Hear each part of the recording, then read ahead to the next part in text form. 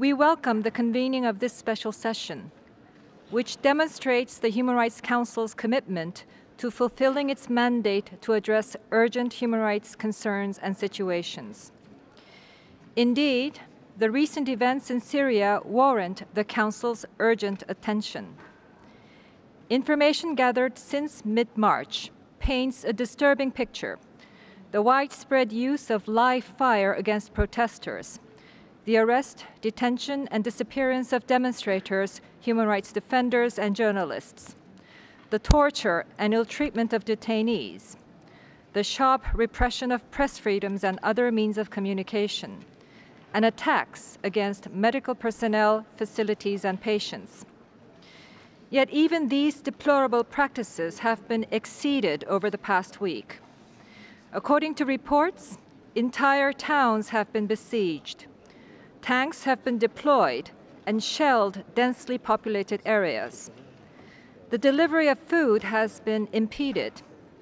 Access to electricity has been cut, and transportation systems have been shut down. There have been reports of snipers firing on persons attempting to assist the injured or remove dead bodies from public areas. We have noted with concern that military and security officers have been among those killed. Still, the preponderance of information emerging from Syria depicts a widespread, persistent, and gross disregard for basic human rights by the Syrian military and security forces. Syrian and international human rights organizations have already documented more than 450 killings and around 4 times that number of injuries. Excellencies, the catalyst for the peaceful protests that began in March is the desire of Syrians for increased respect for their fundamental human rights. Among other things, they desire to express themselves freely, to peacefully assemble and associate without fear of persecution or imprisonment, and to participate fully in public affairs affecting their lives. This desire prompted protesters to take to the streets, calling for the implementation of long overdue reforms and freedom for political prisoners. It is a desire that the government of Syria initially said it would embrace. In response to strong domestic pressure, it announced its willingness to undertake political and economic reforms, and it issued legislative decrees lifting the state of emergency and abolishing the State High Security Court. These were welcome steps. However, they were almost immediately followed by more excessive use of force, killing of demonstrators, and arrests. Soon after, protesters took to the streets in Syria.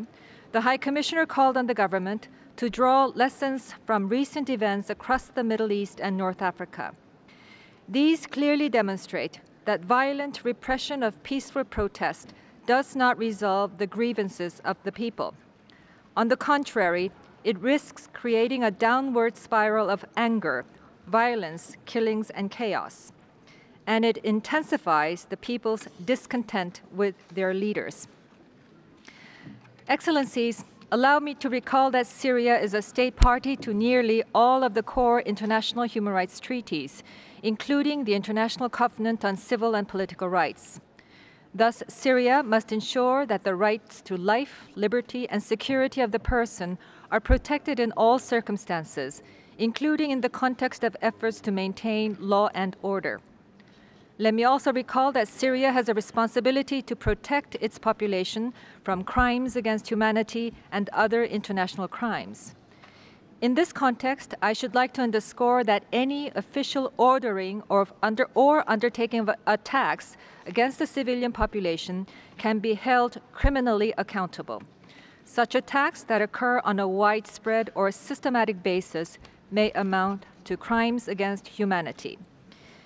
It is against this backdrop that the Secretary General and the High Commissioner have repeatedly called on the government of Syria to halt violence against protesters, to immediately engage in a broad, inclusive, and constructive dialogue regarding their legitimate desire for increased respect for their human rights, to open a full, independent investigation into credible allegations of violations, and to take action to ensure that perpetrators of violations are brought to justice. Earlier this week, the Secretary General further stated, and I quote, "I condemn utterly the continuing violence against peaceful demonstrators, most particularly the use of tanks and live fire that have killed and injured hundreds of people." Unquote.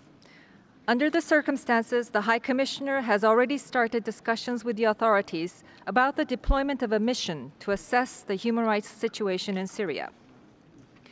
Distinguished members of the Human Rights Council, let me conclude by emphasizing the importance of holding perpetrators of serious human rights violations accountable, and in this regard, the urgent need for an independent, impartial, effective, and prompt investigation into recent events in Syria. The convening of this special session should not only convey to the people of Syria that the international community is aware of their plight and supports their struggle for fundamental rights and freedoms. It should affirm to people everywhere that the Human Rights Council will be resolute in ensuring justice for victims of human rights violations worldwide. Thank you very much. Aye.